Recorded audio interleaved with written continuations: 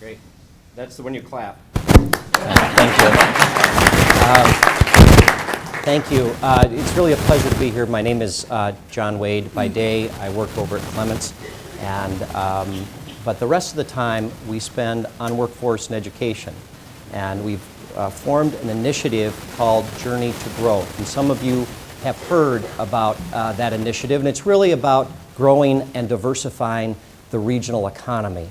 But what it also is based upon is the fact that we have about 40% of our economy today is in one industry, and that's healthcare. And frankly, I probably wouldn't be selling Subarus and Cadillacs and Chevrolets if there were not for that Mayo Clinic. So I clearly understand the great importance of that world-class healthcare organization.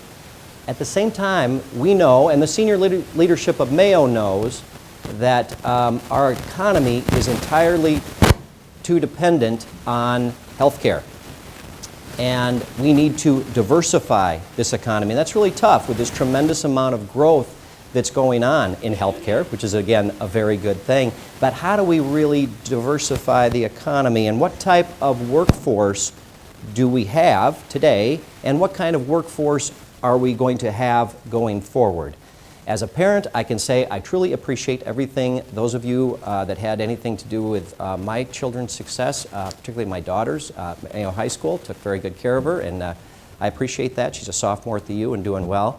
But as we go forward and we grow forward, it is really important that we also see a shift in our workforce training as well.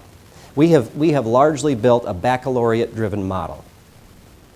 We have built a master's degree model, and there's a lot of good things about that.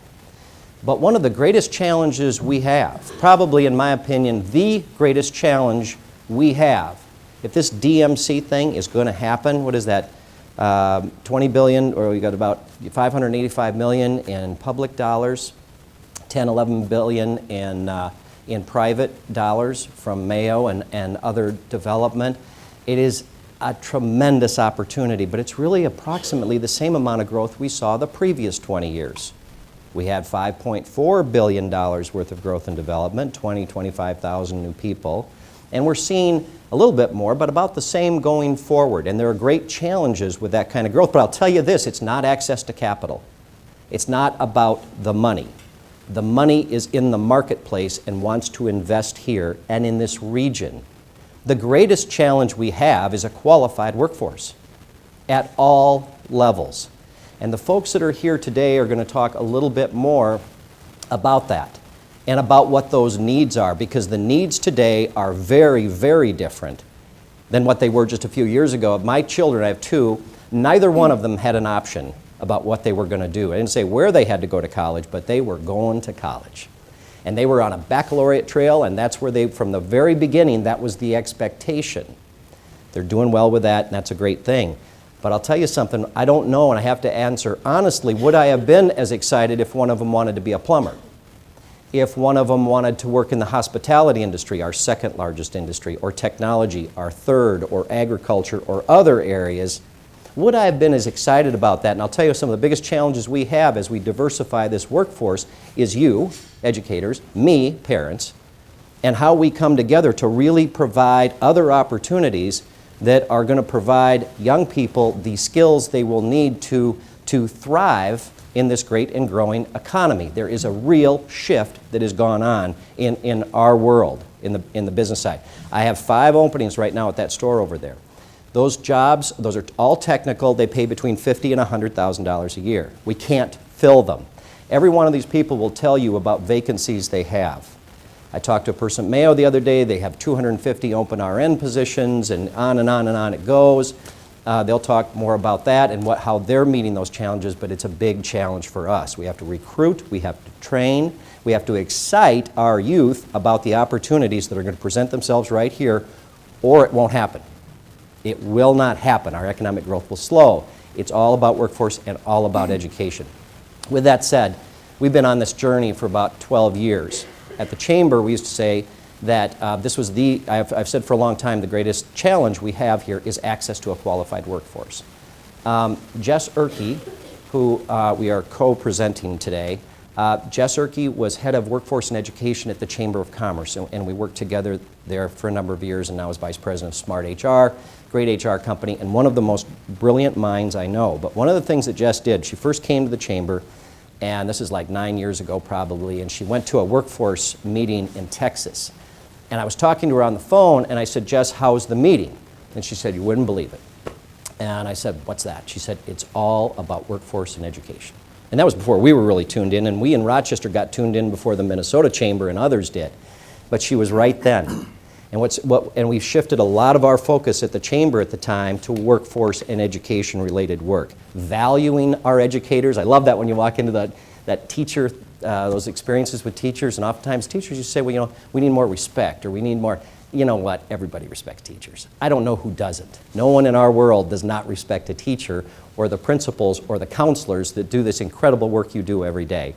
But Jess and I partnered on this initiative a very long time ago, and we still have the opportunity as volunteers through this Journey to Growth initiative. The superintendent and this district's commitment to CTEC is absolutely essential, and you have it. You have the money to build a building, you don't have the money to market it and to make those shifts that we're going to need to get people excited about it. So we're going to apply private sector dollars as well, and our time and effort to help make that program, CTEC, a great success, because we really, really need it. And I truly and personally appreciate the superintendent's leadership and the staffing that's going behind it to really make that a very, very real priority for this district. So with that, I thank you very, very much for everything you do every day. These folks have a great message to share, and the person that's going to be leading this discussion is that same Jess Erke, who's right there. And please join me in welcoming Jess Erke. Thanks, John. Well, great introduction. I continue to have we're very grateful to have John in this community and leading these efforts. I've had the privilege to work with him. I've also had it's great to be back here. I'm a product of Rochester Public Schools, so it's always great to be back here.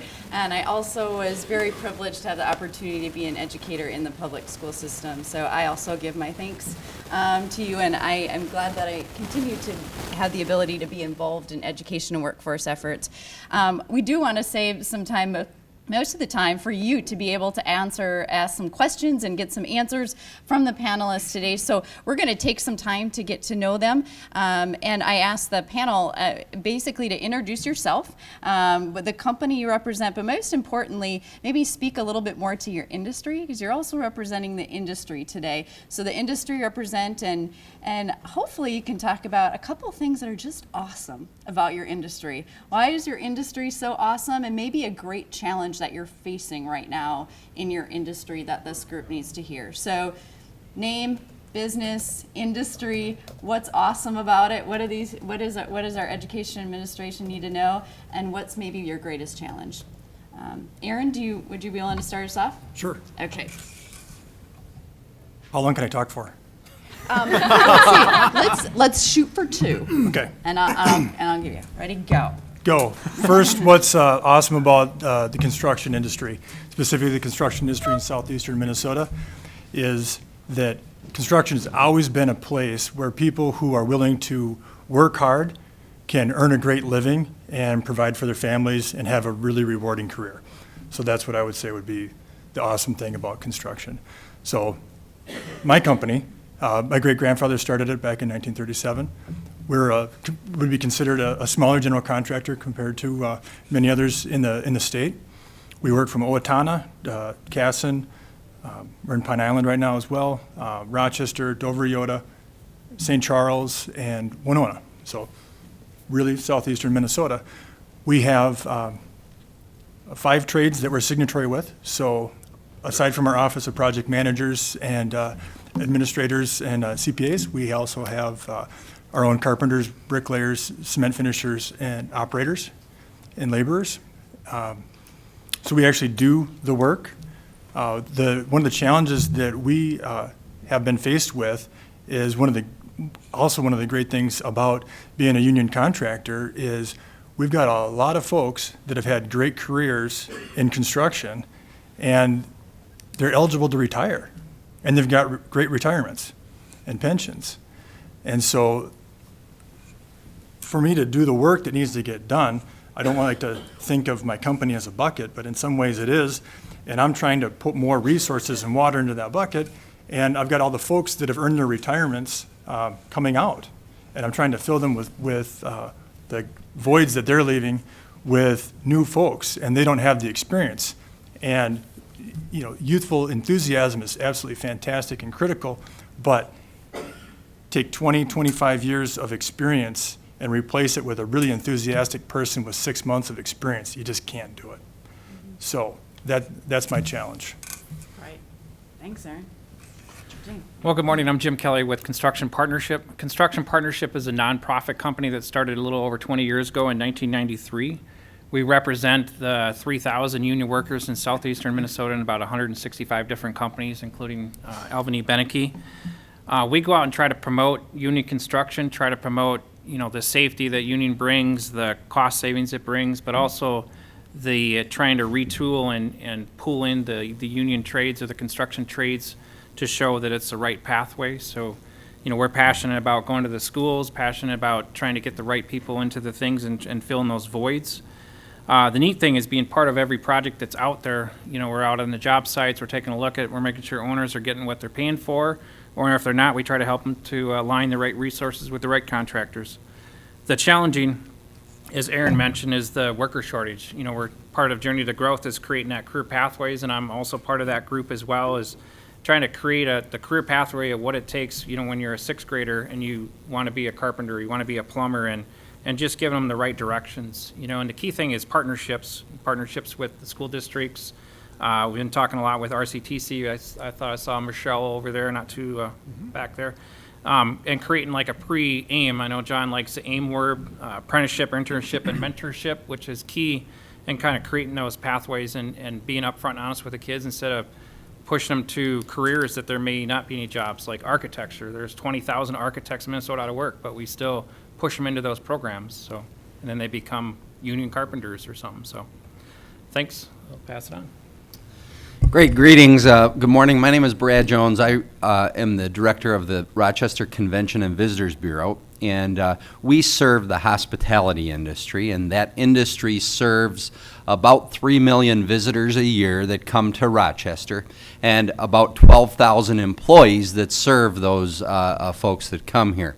We're the second largest workforce as an industry in Rochester. We're a little over 12,000, and we have lots of challenges and we have lots of opportunities. One of the that would fall into both of those categories is we're a very diverse workforce. So over 60% of our workforce are non-Americans. And so understanding our workforce and training our workforce and giving them upward mobility within our workforce is very important to our employers. Those employers include hotels, restaurants, transportation, and a good portion of retail. So you can imagine the growth that's coming to our industry. And the biggest challenge that we see, in addition to training and understanding the people that are coming here and how to serve them and the expectations that they have, is a shortage. And we see that every day. We see a high bounce rate between businesses of employees, and there's plenty of opportunity, but we need to develop tomorrow's workforce. And I know that we're partnering very heavily with CTEC. We're looking at opportunities for higher education at RCTC, and we need to create pathways in hospitality to keep people here that are interested in that. The other challenge that we have is perceptive. We are perceived to be a very low-end workforce, and I'm here to tell you that there are opportunities on all spectrums in our industry: marketing, sales, design, culinary, and I can take you from $14 an hour to $150,000 a year within our industry. And the perception of hospitality has always been interesting, and so we need to change that. As John said, we need to market the opportunities to tomorrow's workforce and align them with opportunities and get them to understand really what is our side of the street and what the opportunities are in the future. So we look forward to doing that with you, and thank you for your time today. Hello, everyone. My name is Dan Nash. I'm with Mayo Clinic, and my topic is information technology. Further within this, it's a very much of a huge still growth within Mayo and also the Rochester area, internationally even so. Myself, I work with a team of a group from Argentina, so it becomes international group of workers that we're dealing with. Within Mayo, we got a very large project right now with the plumber project. Mayo is putting out, a big chunk of change for this, and it's not a short project. It's going to be over 5-6 years before we see that coming about, and a lot of process in between. We definitely need more people within the field. Mayo is also looking at the issue, along with other companies in the area, that we've got a lot of older workers that are going to be leaving and needing people with the new skills. We're doing things today that 5 years ago we never thought of. How many people here have a cell phone? Right now the big thing is program with websites and with Google. If I'm not programming it to be mobile ready, they're going to start docking me down on my rankings. So we're seeing significant diversity, significant growth of things that we're using every day. I teach for about 4 different universities as well, and assisting because we do have that much need that I take the time out to be able to work with that as well. And I see people from all over the world with that as well, since I am now teaching online. How many of your students are learning online?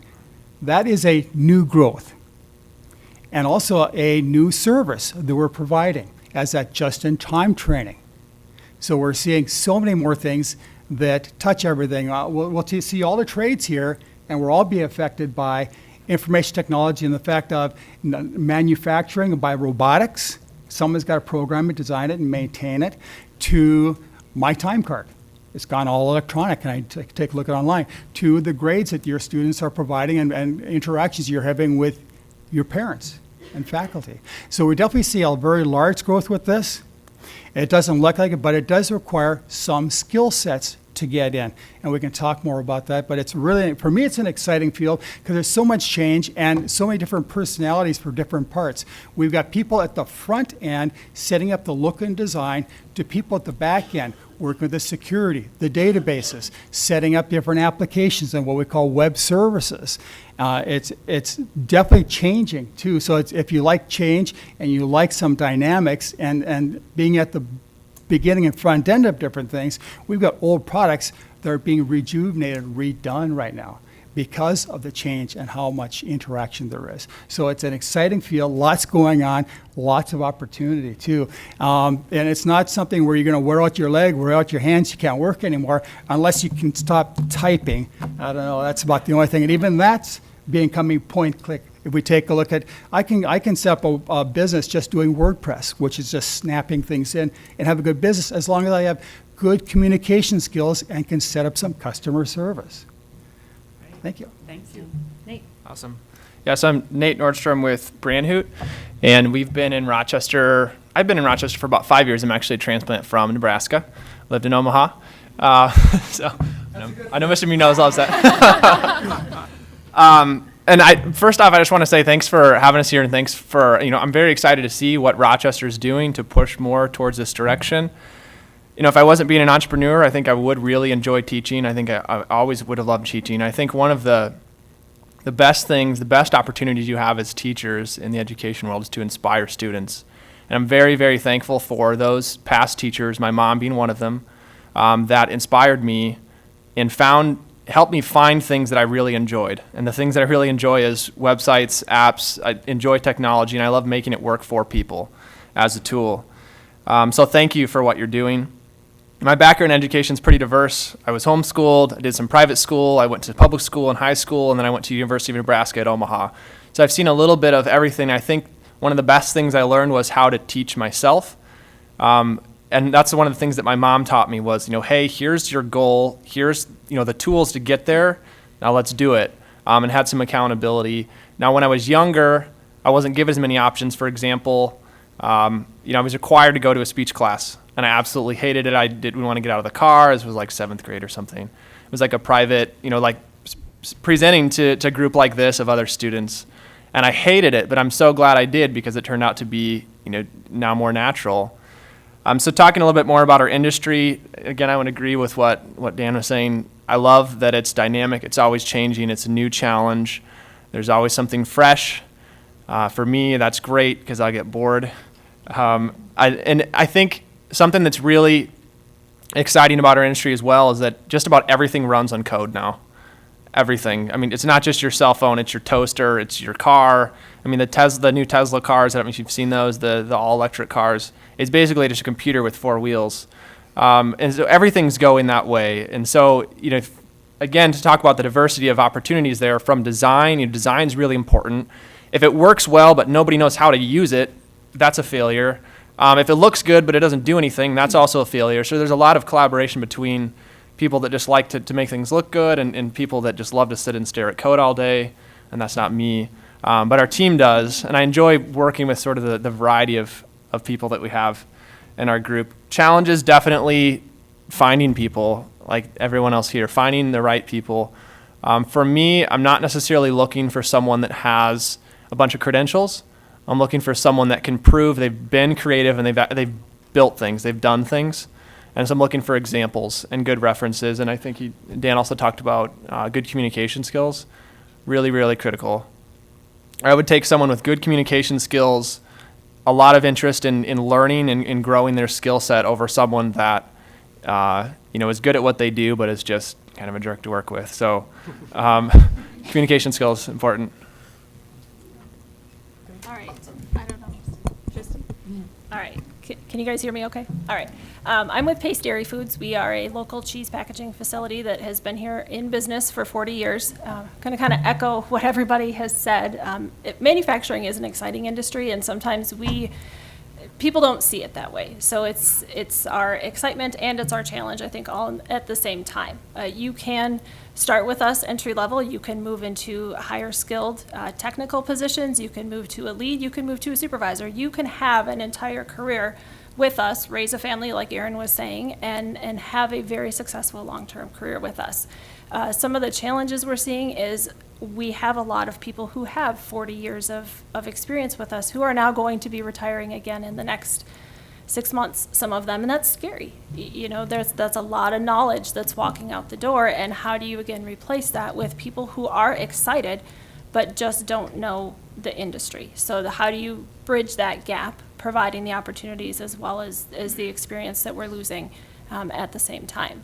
So I'll let you talk about some of the other opportunities. I don't want to talk all the time. My name is Jennifer. I'm the HR assistant at Pace, and kind of echoing what Tristan and what everyone else here at the table says is getting that excitement about the industry. And with manufacturing especially, not many people are excited about the idea of a prospect being in manufacturing, but there are long-term careers, and it's a good paying job. Starting at entry level and working your way to, as Tristan said, the operator level, leads, maintenance mechanics, quality assurance techs, warehousing. There's a lot of different career paths that you can go to starting out in the industry. And even what we're looking for in new employees is changing as well. So we're losing our 40-year employees, and that's hard because they have all that experience. But we're also starting to look at, well, what do we need new to be able to innovate and be more efficient and work towards our workforce that we're trying to have. So people that are, and one of the things that hasn't changed is the focus on safety, focus on especially food safety, and the wanting to work with the equipment. It's not a conveyor system with putting product into a box. It is working with panels, working with, and most of our equipment is run off PLCs now, so getting that kind of technical and being able to go through the touchscreens and make changes to the equipment very quickly. Being team-oriented, being innovative, having a sense of ownership with the process. Okay. Thank you. I know I have already some questions based on the information shared, but I want to stop. It's really about you. Do you have questions out in the audience right now based on just hearing a little bit of the stories, a little background about the industry, what's going on in each of these sectors? Is there questions that you may have for panelists at this point? Can I just go a step further and just ask, because it's rare that we have this opportunity together, both with principals, with counselors, and other district officials, but to really, I am genuinely interested in what you think about this challenge we have. It's not unique to education as well. There are challenges in your own recruitment and development. But I really would like you to say something today, if you feel so inclined, to share back some information, because I happen to know all of these people and the great work they're doing, but I also know the great work you're doing. But what messages should we be sending to your daughters, about opportunities here? How are we connecting the education system? I'm big into this idea going forward called AIM, which is about apprenticeships, internships, and mentorships. And we are doing a poor job today in aligning the private sector and the NGO sector, non-government organizations, along with the education system. We need to do a better job of that. We know that. But I'm really very open to this, and these people are too, about any suggestions, because we need to develop locally, but we're going to have to recruit nationally as well. There you go. John, I think for everyone out there, thank you for coming. I think one of the biggest misconceptions that is out there, to maybe clarify and hear from you and other educators, is you may have probably heard somewhere along the line in the last few years that there's not much value in the trades, or that we've cut programs. That's not the case. What happens is, and I'll speak for Century High School, being a graduate of Vail High School, being in the community my entire life. What happens is a lot of our kids are that baccalaureate path.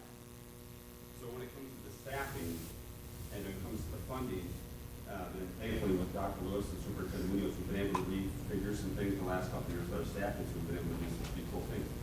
But when we go to run classes, for example, it's not a trade class, but it is Chinese. We felt that there was a decision that needed to be made to run Chinese courses, because that's the language our kids are going to have to compete with. Well, guess what we're getting rid of? Because we do a lot of this, when we do the elective types of courses, when the kids have to, now it's 15.5 credits for their requirements and then the 7.5 for their electives. That's where we have the opportunity here, or that's where you have the opportunity within that, to have those electives. So the majority of the kids at Century High School, for their electives, they'll take a ton of world language, and then they'll take a ton of band or music. That's what they're choosing to do with their educational opportunity. What can we continuously do to let them know that everything that you're talking about has as much value? Because when you're having the conversations with the kids, it's their motivation may not be to learn a world language, okay? Some of them it will be. Some of them is to meet a requirement for the college they're choosing to go to, whether it's a 2-year path or a 4-year path. So when the kids see the course registration guide, there's all these different classes they can take. Now, we don't have a lab we have a woods lab at Century, but we partner well with John Marshall and Mayo. So our kids are getting over to power mechanics, and we fine tune all that. So I want you to know that it's not coming from the educators that are devaluing this either, just like you said with respect to teachers. It's what is the interest of where the kids are being marketed of what you're told of. This is where you have to go and you need these classes. See what I mean? Absolutely. Thanks, Chris. Yeah. I can jump in there quick, if you don't mind. For me, one of the most important things I talked about, being thankful that I had some teachers that inspired me. For me, the most important thing was being exposed to a wide variety of things. And the things that I didn't necessarily think I would enjoy, I actually did enjoy once I got into them and had a teacher that let me do hands-on, real-world sorts of things. And so I think what's exciting about the direction that you're headed with this is giving more broad opportunities, and my opinion would be require some of those broad opportunities. Make them do it. That's what I needed. Kids think they know everything, but they really don't. So make them get out of their comfort zone. I'll speak to that too. You talked about music. A lot of times you hear with computer science, you have to be, looking at that 8th grade math to make sure they get in the proper path. I've done lots of studies and a lot of friends of mine who have played instruments, and they found that was very useful for them to be able to look at music, translate that as code into something that they can use and work with. Becomes a very good skill for someone looking towards being a programmer. And there's been many studies on that. So that diversity is very important to offer different appreciations. One other element too is the music industry is doing a lot with development. To be able to understand the industry is essential for a computer program. I know a person that set up a little shop up in North Dakota, just a programmer element. They just do software for American Express. And his comment was, if you don't understand American Express and that business, you could be the best programmer out of, let's say, Notre Dame or whatever with a baccalaureate, and I'd have to fire you in 3 months because you don't understand that business.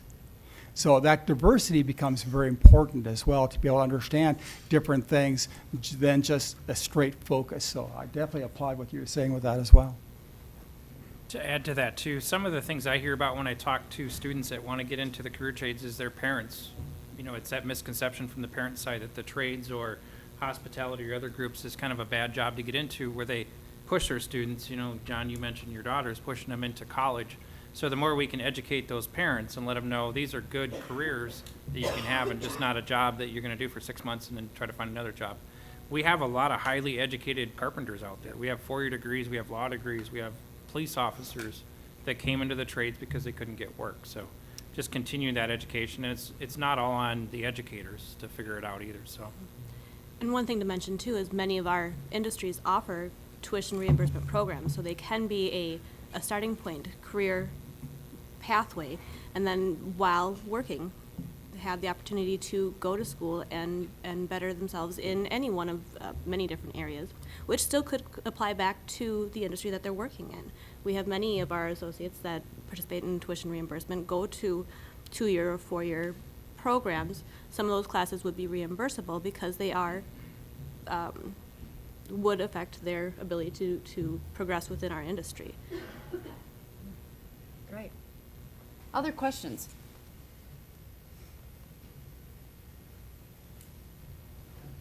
Yeah.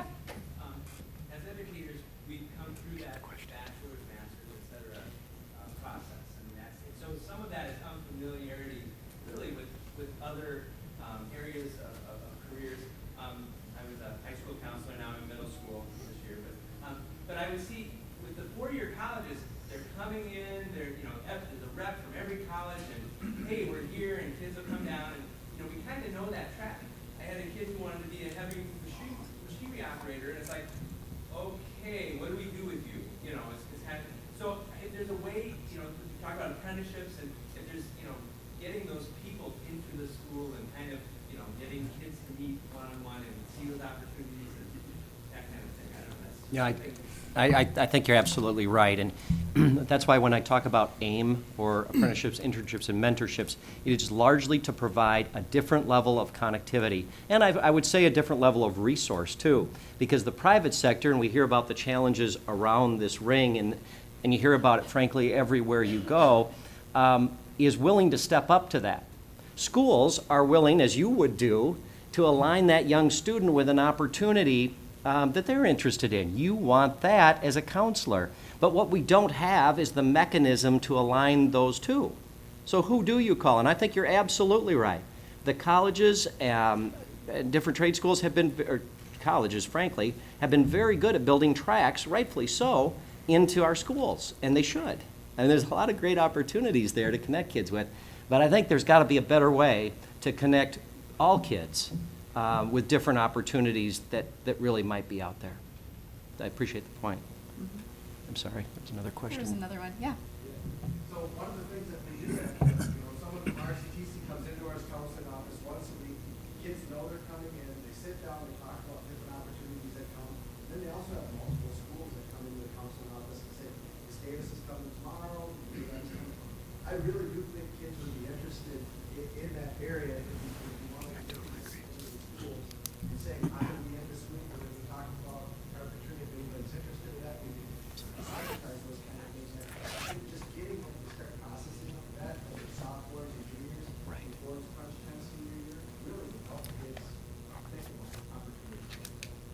we'd love to be a part of that. Yeah, we would too. I think everybody at the table would. Full line. Yeah, and really, I think part of, we're talking about career pathways and clear career pathways, and you know, through AIM, that is important that we keep that clear. But I don't think that our society is ready for folks that are in 9th and 10th grade to make permanent career decisions. But part of maybe a more technical path, what it can be is deciding early on what you don't like. So being able to get some early exposure of, I think I want to be a carpenter, and being able to take a woods class and then maybe realizing, well, there's some things about that I liked, but some things that I didn't. Maybe I could try a mechanics class, and so that you can make these choices early on, so that by the time you are a senior, you are able to make a much more informed choice on what direction you want to go. And one of the, just to put another plug in for commercial construction, one of the great things about our career paths, although right now they are incredibly unclear and hard to understand for folks outside of the construction industry, and we're working on that, but you do have the opportunity in all of the trades that we hire in, to the opportunity to earn while you learn, and there is no expense involved with becoming an apprentice. And although the initial wage is very low, your actual contribution to the construction company you're working for is very low as well. But that's part of the investment that both sides are making, so that after 3 or 4 years, you're making a good wage and making a huge contribution to the construction team. So couldn't let that go without saying. I would just throw out there too, I think there might be some stigma associated with, hey, you know, maybe I'm not going to go the traditional 4-year college. I think we got to get rid of that too, and say, you know, you're not a less of a person or less of a student if you don't want to go to a 4-year university. The only reason I went basically is because my parents said you have to go, and because I got a scholarship, but I was not that kind of person. I just wanted to actually start doing stuff. And so I was building and doing things along with doing college, but I think there's a lot of students like that too, that are like me, that kind of feel a little bit stuck in the traditional system. And one thing we're seeing with applicants too, we're getting some applicants in that have 4-year degrees, and there's just nothing they can do with it. That was where they were kind of pushed to. They went to a degree program that they thought they'd like, and there's just no opportunities there. So they're coming back to the manufacturing or the trades, and Or they don't even enjoy it. Like Or they they don't have a like 4-year it. degree and they're like, they spent 2 years I in the guess field, I and they're have like, it, no, but- I really don't care for that. right. I'm working with some people, actually are programmers, and at Mayo as well, that don't have their degrees. Right now, they're finding, though, that they like what they're doing, and they're into it, and now they're backing in and getting the degrees afterwards. So once they decided that they like it, now they're starting to build it in. But information technology, we've also have people that are analysts. What they do is they work with the end user to find out what are their needs, and then become that interface to talk to the programmers. And that doesn't require necessarily a 4-year degree. Project managers, we've got a lot of people doing just managing projects and such. And that doesn't necessarily require a 4-year degree either. I know people at the end of their career have decided they want to go into project management, and now that's what they're doing and enjoying it very much as well. Bunch of questions. Yeah. I had a question, and I get a lot of calls from people just moving to town or who are about to move to town, and it feels like we're growing leaps and bounds. Do you have any idea to what extent we are? Population growth? Yes.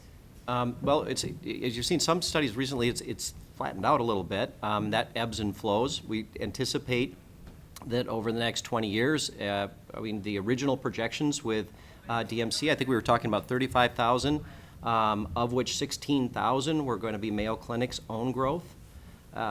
Whether or not that materializes, because also at the same time, as my Mayo friends will attest, there's a great deal of efficiency and effectiveness being driven into the healthcare system, as in all business. So I don't know if those numbers will be exactly that. I know that Aaron Beneke and I were talking the other day, and there are 1,400 new apartment units. 2,400. 2,400 built in the last, or being built, 24 year. months? This year. Yep, another, and then coming online again next year. Brad Jones will tell you that how many hotel rooms have we added or are adding that are currently on the books? We've added 1,400 in the last 16 months. Which is about what we projected over 20 years. in the original work that the DMC was doing. So there's a lot of growth going on, and it's not just in Rochester proper, although that's what we are most concerned about. We were in Chatfield last week at a Journey to Growth reporting session, and it was very interesting to know that how many, so there's, how many people in Chatfield, 2,600 or something like that? Somebody know? And there are 1,000 people a day that leave Chatfield. That's only like, that's not a lot of people in that city. 1,000 people a day come to Rochester to work. More interesting, far more interesting to me was 1,000 people go into the Chatfield area to work every day because of the industries around. So actually the entire sector is growing. A much longer answer than you wanted to know. But if that growth rate is variable, but it continues to be very robust. It is going to be, again, in my opinion, about how we are going to be able to develop and ultimately recruit, because even if we're bringing in those jobs that everyone likes to talk about, the over $100,000 jobs that everybody wants and nobody wants to talk about workforce jobs, or even that, if you recruit one person in, and we recruit a physician in, and her partner is not in the healthcare field, where exactly do we place them? Because we're also at a unique size, so there's great challenges a lot of challenges to our growth. Most would say these are good problems, but we will, I believe, continue to see growth in all areas of employment, and certainly will grow the population. Question in the back? Yeah, a couple of people have asked about, connecting students who have an interest in carpentry or heavy machinery operating, and how do we connect those so we know what their next steps are. And what I'm wondering about is maybe even a couple of steps before that, as far as what their options might even be for the interest that they have and maybe the skill sets that they have. A number of you talked about the range that is available within your industry, and for parents and students, they don't even know, they might have a very limited idea of what those options could be. I think of myself as a parent, my oldest is 12 at the middle school level, starting to have those conversations. He has a lot of skills with, being able to figure out how things work, put things together. He automatically jumps to being an architect. So I'm really glad to hear that there's that high unemployment rate in that area. I don't know where else to steer him really, because I don't know what is out there. And also as educators, we frequently hear that we are preparing our students for jobs that don't even exist yet. Whereas you guys have a bit more of a vision as far as where your industry is going, what might be developing, what might be coming. So how do we make that connection as far as these are other options, these are other things that you can look at for students and for parents as well, as far as where to steer kids in conversations today? Just Just a second, before Yep. we answer, I've been asked to kind of repeat the question just Yeah. a little bit. I'm sorry, what was your name? Heather. Okay, so Heather was talking a little bit about, I think, what we're looking at is what can we do to get those interests in before even like an AIM program. So they have maybe some aptitude or some skills or some interests. What are the opportunities that exist maybe that you'd recommend from your industry perspective that a parent or an educator could recommend students to get into? And then I also heard a little bit about future forecasting. I think there was some things that we know that they don't know. If you could respond to Heather's question that way. Just want to throw out one suggestion. I would love to, and I think the others on this group too, would love to go and talk with students. I'd love to see this room full of students. We're all sitting here. We're doing maybe a quick presentation, like actually showing something. It's easier for me, maybe, just because I can put websites up on the screen. But like you could put renderings up on the screen. Everybody, all of us get 2, 3 minutes, 5 minutes to present. Hey, here's like an actual project. Here's how it went from start to finish. Here's the kind of things that we do. I can't hire a 12-year-old as an intern, but I can definitely show them a little bit, about what we're doing. And for me, those were the kind of things that inspired me to say, hey, I might actually enjoy this. And then I went back home and built Legos. So here's a suggestion. We do have the STEM Summit coming up, right? That the The STEM Chamber- Summit's fantastic too. It's a great opportunity. We know a lot of folks from the Rochester schools as well as surrounding districts send kids to go see that, and it is over the years we have seen, just started it, but we have seen kids with remarkable stories actually. spend the day there, the amount of hours that they do, and really, it is amazing to watch kids come out of there and get turned on by something that they had otherwise no idea of. I said, Brad, you were going to... Well, I was going to say communication, collaboration, being able to sit with other people and problem solving is a big part of what I consider soft skills. We are a melting pot industry of people that are burned out with computers and technology. They want to deal with people. They like people, and we're the people industry. We have more probably architects and educators and those type of degrees in our industry because they went that route and so they were looking for something like culinary or like retail. So I think don't overlook that communication, collaboration, and problem solving. And if you could have a class around that, I know that it's not a required thing, but that's what employers are looking for these days, are people that can sit down and communicate, collaborate, and solve problems on a daily basis. So. Yeah, question? I have a few questions for you as a group.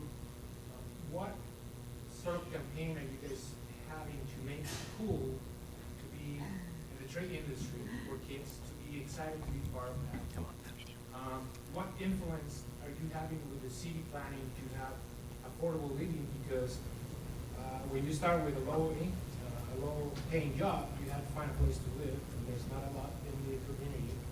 And then, what kind of influence are you having with the development of the city to make it a livable, exciting place to live for young, energetic, outdoorsy type people that are kind of the kids that we're working with? Yeah.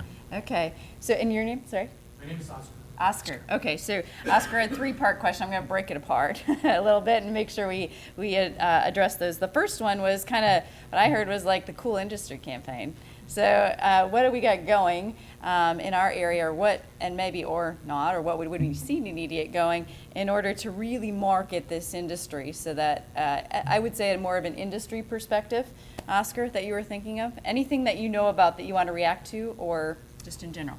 I think we're just starting on that journey, really. We have had some opportunity to have some of you out in the audience now actually come to our facility and see the production area, see the equipment, see people performing the work, talk with them to kind of get this excitement in this group first, because I think that's where it's going to start, is recognizing those students that are not four-year bound, because our industry doesn't, it requires a high school diploma before moving forward, but to be able to focus on those students and to get that excitement going.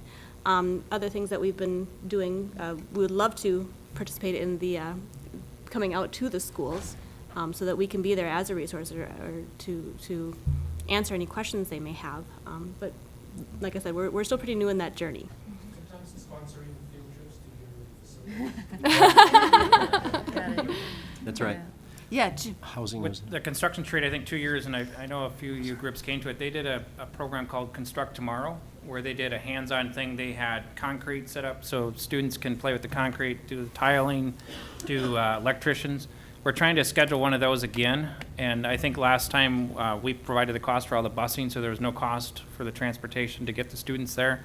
I think they didn't plan ahead too much, so there was very short notice for some of the schools that didn't get to it, that wanted to get to it. So we'd even be open to bringing that to each high school and doing it, so you wouldn't even have to go anywhere too, and do it multiple times if we had to. The space that we had was the Civic Center was a little bit small, had carpet on it. We got in trouble for getting the carpet dirty in that couple spots, but It's been torn out since then. yeah, so we're good. We tore it down.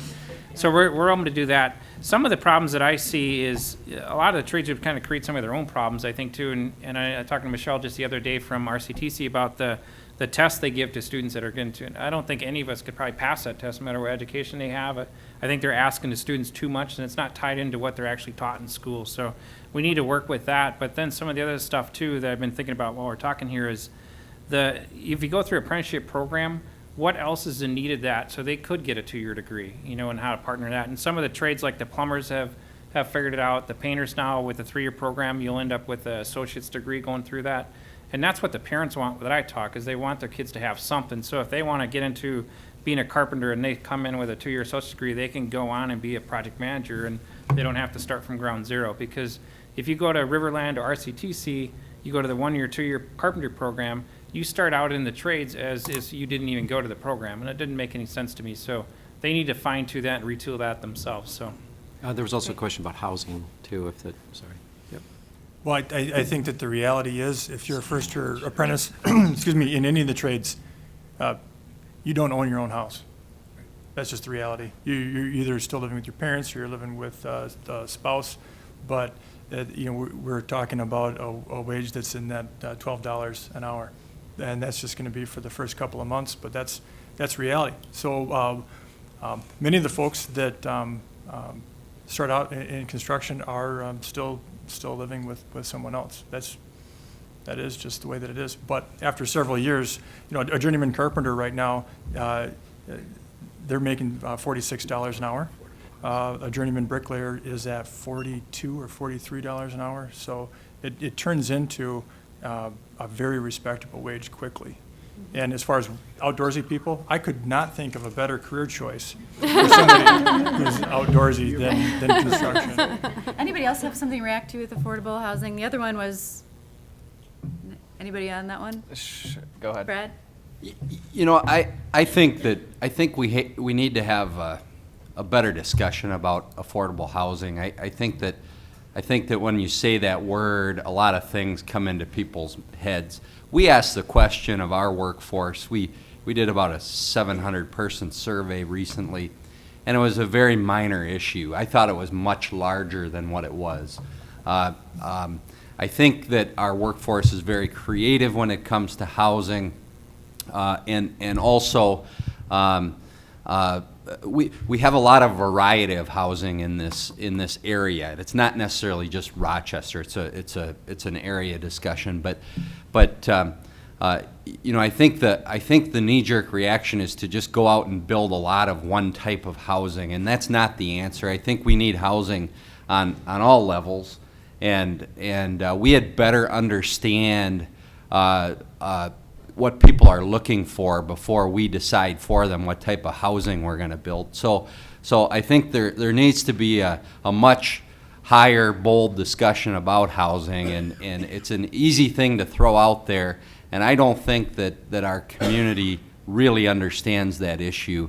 It's an important one, but that's changing very rapidly, and there's a lot of housing coming into the market, and the market, I think, has responded very well to the need. And if there's a need out there, I think the market will respond. I think we have to be very careful in how we go about this. So, but it has everything to do with quality of life, and that is a big thing with your kids that are in school today. Is they want to live and work somewhere that has a high quality of life, and we had better, as a community in an area, pay a lot of attention to what we're building and what we're doing to attract those kids to stay here.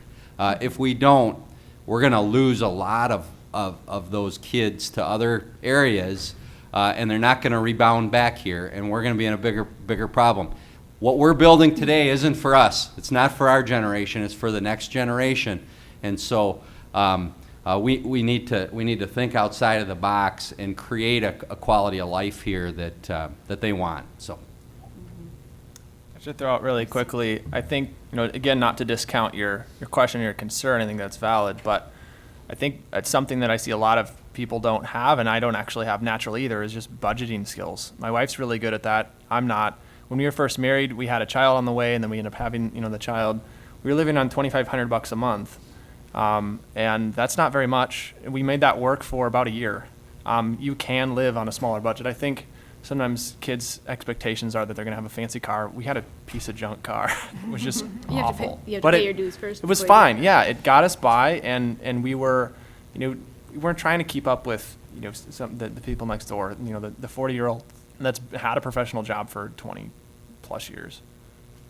We can finance cars too to make it.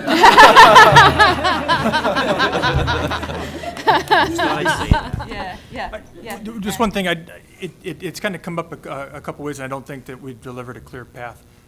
So there's a broad spectrum of potential engagement with yourselves as educators and your students and potential careers. So Jim and I are here on behalf of the construction industry in the area. And in the spectrum, there's just a speak to schools, having somebody come in and talk to your class. We can make that happen. Having the class come out to a job site, we can make that happen. Having some type of job shadow for a day, we can make that kind of stuff happen. One of the things I think is going to be important is that as we try these things, as they're successful, we need to make sure that we're putting systems in place so that if something works this year, we can do it again next year. And if it worked in Rochester, to make sure that it can also work in Byron and Caston if they're interested, and Dover Yoda. So we want to make sure this is really replicable, so as we retire, these systems are still in place. I want to say too, with information technology, it's not just programmers. There are a lot of jobs around that do not require looking at code all day long. We definitely need people to do projects. We need people to communicate and work with others. We need people that can run and manage projects. We need people that can do a budget and help us maintain that within what we're doing as well. So there's a lot of variety. Just because it's IT doesn't mean you don't need a degree, and you don't not necessarily that detailed programmer. There's so much more around that. I got people that do computer networking and such, and they'll say, I am not a programmer. I can configure a router, but I am not a programmer. So lots of diversity. You know, along that route, I think project management is another thing that I wonder if it's being taught at your level. If you look at adults in the workforce, we send a lot of people to education, and project management is one of the largest things that we send people to get certificates or learn really how to become a project manager. If you think about it, everybody's a project manager, and I wonder if we teach that skill at the high school level as much as we should. So. Great. Okay, we're gonna let us rest for a bit and go back here and let's get some more questions. And Oscar, I hope we answered the ones that you had. I mean, that was good. That was loaded. We got a lot of good conversation. Did we finish them? If there's another one, I'm going to come right back to you. I will, I promise. Okay, over here, I think on the... Okay, put your hands back. Okay, so here's the deal. We talked about this enough. So why don't we hire an AIM director, John? Because the time that kids have open is, guess what? It's called summertime. Yep. So you can come into Century High School, any one of you, and talk with kids. You interview them. You hire them, whether it's an apprentice, an internship, or the mentorship. And that's how you're going to get this going. We have the colleges in the schools all the time that are mentioned. Yes, we also have the military. Okay, so I'm giving you an open door. Give me a call. Come into Century. Now, maybe we can figure some stuff out on our end to make sure that a kid can maybe get a credit for it. But so they do a summertime credit, a work experience type of credit, and then they get that along the way. Because we have kids that we're working with the work experience program that are out there, but they're going out to harvest the job themselves, which is a good skill in itself. And no doubt about it, though, what's getting in our way from doing that right now, and why can't we get some by the beginning of the year? I think that, as I've been listening also, that is exactly what we have to do. You can't imagine, education is really strapped in many ways for additional resources, and I get that. But I also know that there's a whole lot of money, with due respect, and I mean this with great respect, indeed, Department of Employment and Economic Development, millions of dollars in the Workforce Center, millions of dollars, and we need to have this alignment, because I happen to think it's also going to help build that pipeline to CTEC and to other, and really, frankly, to all higher ed. This is not just about technical education, but it's about encouraging people and exciting them about higher ed. I think that whatever that might be, because I think what we also know statistically is if you go through 3 years of a baccalaureate model and you don't get that degree, you reset back to where you started when you got out of high school. There's no in between. And so I think aligning those research, I couldn't agree with you more. That this is absolutely the time. I have heard this long enough. We have gone through years of this. We have got to come up with that AIM department. We've got to come up with that director slot. And by golly, we'll figure out where to get the resources to do it. Because I think it's just absolutely essential. You are willing, business is willing, industry is willing. We just don't have a force that aligns that. And I am a little angry about the fact that we spend millions of dollars on workforce with really some amazingly capable, wonderful people, and somehow industry, private sector has not come together to make this work with you. It's a great opportunity. Here, there, in the back. See all three of you. Okay. Yeah, please. As the middle school counselor, I think it would be nice if we're going to start putting bugs in kids' ears. For me, I guess I would like to know, what are these jobs that you're finding it so difficult to fill? Is it bricklayers? Is it servers? Is it cheese packaging individuals? And getting kind of a scope of what do they make? Because it's really going to be hard to talk and get into really deep side about making $10 an hour. And then when you talk about people that are leaving after being there for 4 years, have they moved up the ladder? Are they leaving, having done the same job 40 years? Like, I don't have a good scope as to what kind of bugs to put in kids' ears. Sure. It's great. It's a great little question. I'm sorry, is your name? Heather? Heather? Okay, Heather's question. So a couple parts of that. So one, how can she basically market this to a student? What are the jobs, that you have now? I know that we might have those to come, but what are some of the job openings you have right now that could be marketed? Talk to us about that career pathway. So are they going to be stuck there for 40 years, or is there a pathway? So those that are retiring 40 years from now, have they done the same thing, or have they been able to have opportunities within the pathway? So maybe we'll start over and just kind of move over if you have a response to that. Yep. So openings right now, we have today we are looking for laborers and bricklayers and operators. Within the next year, we are looking for all the trades that we employ, as well as project managers and estimators. So right now, long-term for somebody in school, it's all available. Moving up the ladder, in some ways, construction's a lot like the military. So there are pathways for advancement throughout. And even if someone did stay a journeyman carpenter throughout their career, he or she is going to be on typically a new job site every 3 months. Most projects don't last longer than a year. So although you'll have the regiment of most projects start at 7, you have lunch at noon, you start cleanup at 3, and you leave at 3:15. That's going to be in a different environment each day because the project's evolving, and then it's going to be at a different work site every 3 to 6 months because the projects are completed and you're going to start another one. So there's a huge amount of variation in what you do and where you do it throughout, week to week and year to year. How long do you have to be a bricklayer before I did a little math, I think it's about $85,000 a year at $40 an hour approximately. How long, what is the trajectory to get to that kind of level? That's a lot of money. I mean, that's a lot of money. That is a lot of money. It does also include your pension contribution and your health insurance, so you're not taking home that exact amount. You're talking about making near that within 3 years. Got it. Good to know. And so that would be somebody who graduated in That's the kind of stuff, that's that shorter description that we need to put together of this and to your point, the creativity of that.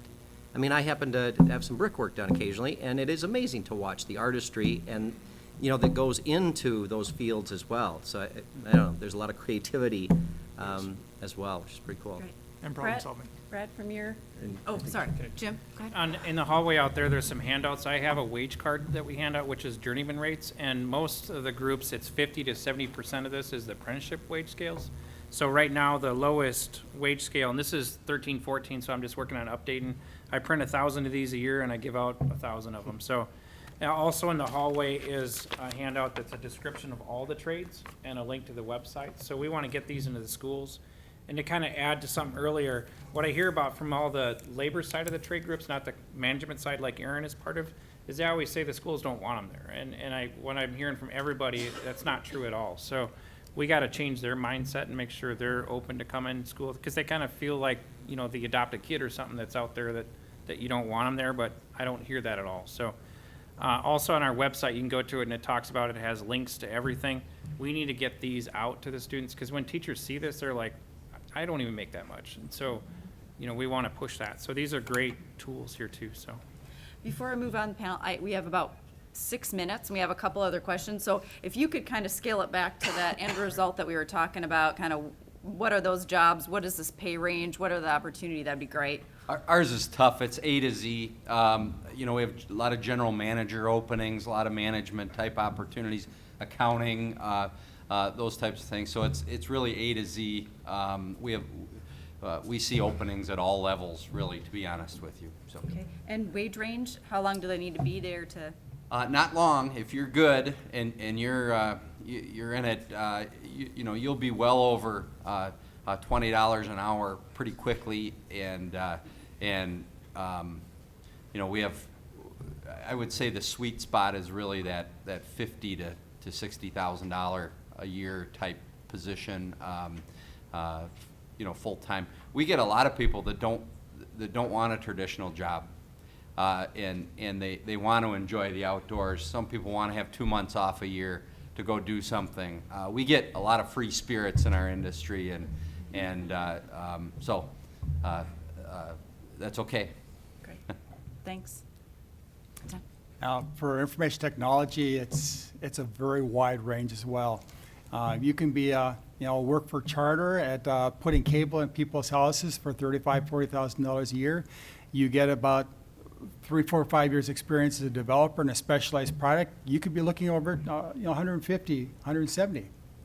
So it's a huge variety, and it depends on your skill sets and your interests. And to let you know, within our field, a lot of people it's project-based as well. For some, they'll go one project as an independent contractor and make a lot of money that way as well. They just go project to project with businesses and their own business owners.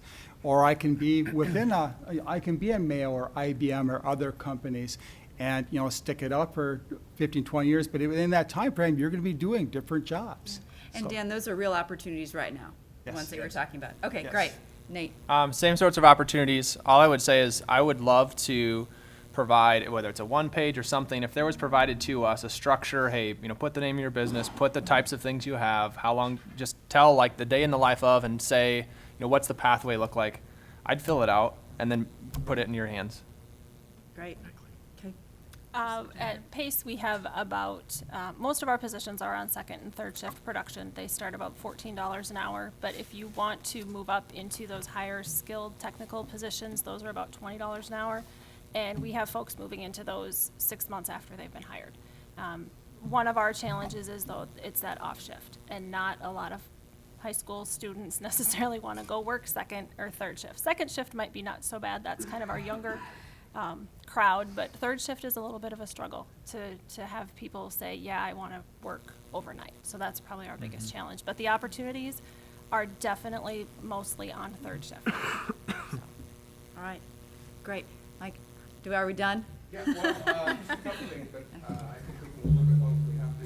Just want to share a personal example with you. Our son graduated from KU with an industrial design degree. He went to Iowa State. I think he was going to be an engineer. And by chance, he had a semester, I think his sophomore year, where he didn't have class on Thursday. Our neighbor who lived behind us was an industrial designer for Maytag in Newton, Iowa. Maytag, that was their corporate office, and they had a couple of plants there. So we spent a semester driving back and working, I guess calling it like an apprenticeship program with Maytag and industrial design. He, after that semester, he said, that's what I want to do. But it took him working there, learning. They gave him a project where he got to design the knobs for a washing machine, so he thought it was pretty cool. Anyway, he learned what they do every day by spending 1 day a week for a semester. Changed his major, graduated from KU.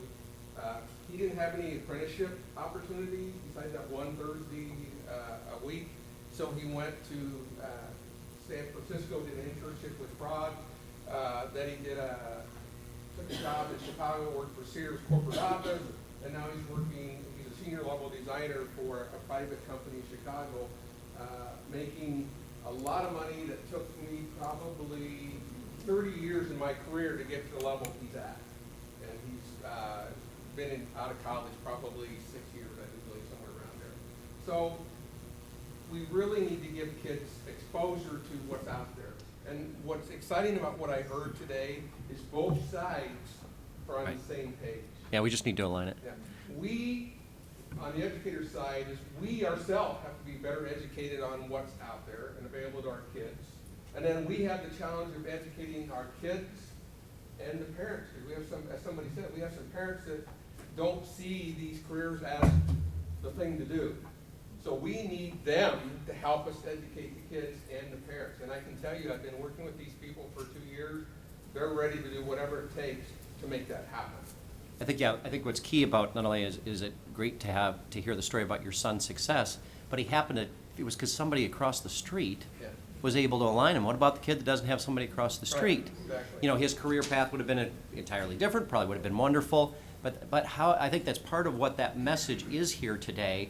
You have willingness on both sides to work more closely together, and we have to figure out how to do that. So kids like your son, regardless of what neighborhood they live in or what kind of neighborhood they live in, have those same opportunities to connect really with the future. In closing, I feel bad because I did say we'd get to a few more, but I think all of us would be very, very open to continuing conversation. So coming back or doing more conversation, and I know that Janie said to write things down, get it to us. I'm sure we're very open to sharing our communication information if you have specific questions for anybody on the panel or whatnot. But I do want to thank Superintendent Muniz, Janie, for making all this possible for us to be here. I think we want to continue the conversation with you all and feel like we can continue to align and make things happen. I think if you have to go, If they have follow-up questions, please email. yeah, if you have to go, but you have follow-up questions, send them to Janie, and we'll make sure they get to the right people, and we'll get the answers back to you. But they're willing to stay a little bit longer. I think if you have to leave, that's fine. Do you have something to say? I got one thing, right. I think one thing you're all looking to us is for you to feed you and your students what to do. I think one opportunity, especially within our field, is to teach them how to design their own career in life. That's cool. Because there is so much going on, and amongst the different career fields we're looking at, all of some in IT that hops to hospitality, that goes on that for a while, that goes on and decides, I want to do some truck driving for a few years, or I want to work some construction, then comes back to that skill set. So there's opportunity out there for not just to tell your students, well, this is here and here's what it absolutely is, but just because you hop into something, look at what you want to design for your life, and there's really opportunity around that as well. That's just something. I just wanted to share that it sounds like we're all trying to figure out how to come together, like got the same mindset right now of how to do it. And last year I was the assistant principal at Banner Valley, and we had the national, I had to look it up because I couldn't remember what it's called. The National Association of Women in Construction came to our school. Has anybody had that opportunity? So they come in and they sponsor a Lego building contest. Oh, cool. And while the students are building the Legos, there were different trades that came in and set up throughout the building. So you talked about the carving on the rug. We had a welder in the music room. We were all worried about the Fire. But there were 4 different opportunities. One was plumbing, one was related to housing, one was related to welding. I can't remember the fourth one. I've been trying to remember. But then while the judges were looking at the students' projects, the kids had opportunities to go to 4 different stations, and the parents were there too. We had a horrible turnout. It was only about 15 kids. But all the kids that were there got to go hands-on. So when I think about how we're coming together and kind of piggybacking off what Heather was talking about, how do we come into the schools, that's maybe one thing that if we could figure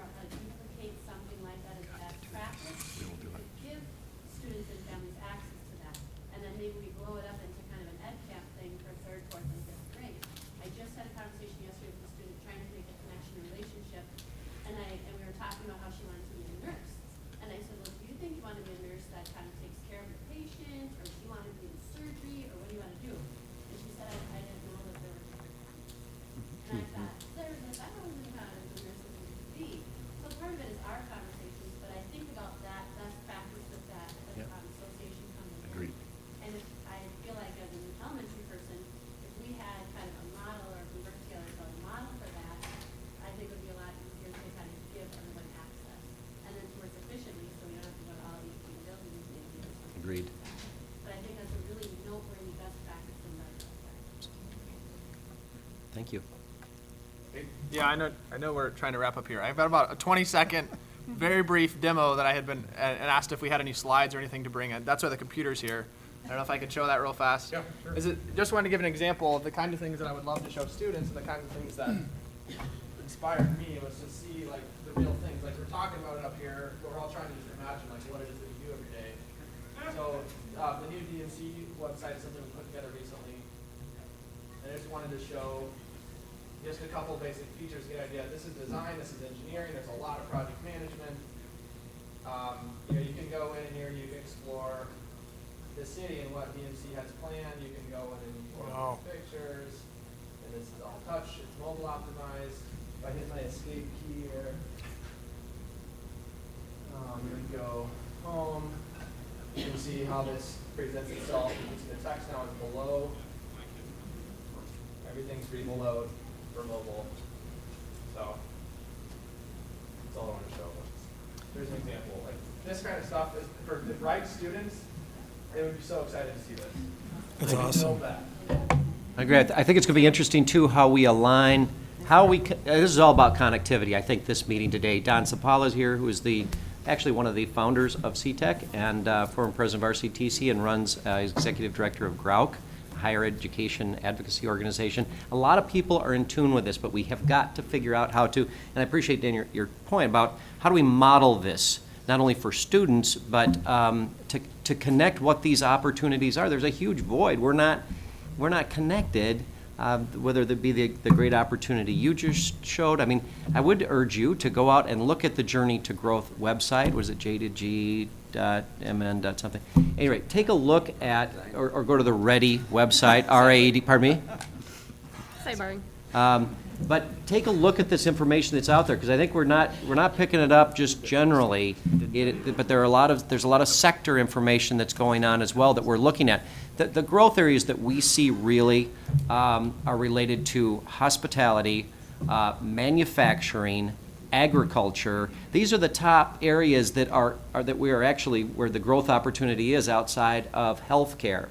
So we've actually, if you look at the Journey to Growth study that was done by Market Street, we spent about $100,000 on that study. It will really tell you a lot of where we're headed to. And interestingly enough, today both Aaron Beneke and Jess Erke co-chair the Workforce and Education Committee, I apologize, of Journey to Growth. There's a lot of other ways to engage also in some of that work, but we will try to do a much better job of connecting. This is a very valuable opportunity, I think, today to have this sharing going on. Sorry. Anything else that we should do? Cover? You.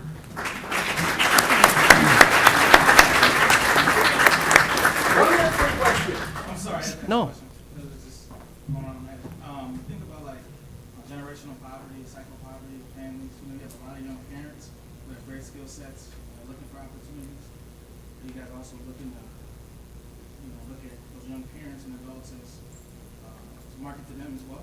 Yeah, I think that there is, across all sectors, it is a challenge, because if you talk to the Workforce Center folks, they'll say they've got people lined up ready to go to work, and somehow there's a great disconnect. We are very well aware of the unemployment numbers in the minority community, both nationally and certainly here as well, and what we can do better to align people who are very interested in working, contrary to how some may perceive people. Very interested in aligning those resources. So I think your point is spot on. This is not just about the K-12 system, which is vitally important, obviously, to all of us, but it is how do we align better with other sectors of people that are even going through training, even some state-supported, that somehow aren't connected. We're all saying we can't find anybody, and they say, we got some people all trained up. But how does that connect? And so I think the answer to your question is absolutely yes. That we need to, as I used to say, it's not only the right thing to do, it is the smart thing to do. And so in all areas, and I think as Chris suggested, and we need to pay attention to this as we look at this AIM Development Center and tying together with the CTEC work and a lot of other things that are going on to better align that, to really provide meaningful opportunity to people. It's a great point. Thank you. I want to thank Don for as John mentioned, Executive Director at Grout, and he kind of helped us organize. This group is presented to Grout twice, and I'm on that board, so I've had an opportunity to hear him present, and we felt it was important that you hear what we've been hearing. I sound like this is just the beginning of many conversations we need to have. So let's give our panel a hand one more time.